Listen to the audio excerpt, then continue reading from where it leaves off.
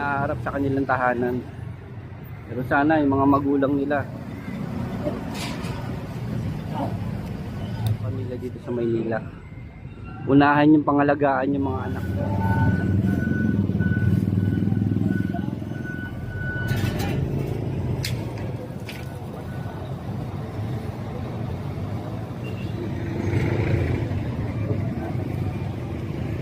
Kanilang ginagawa kasi nga hindi natin matiis.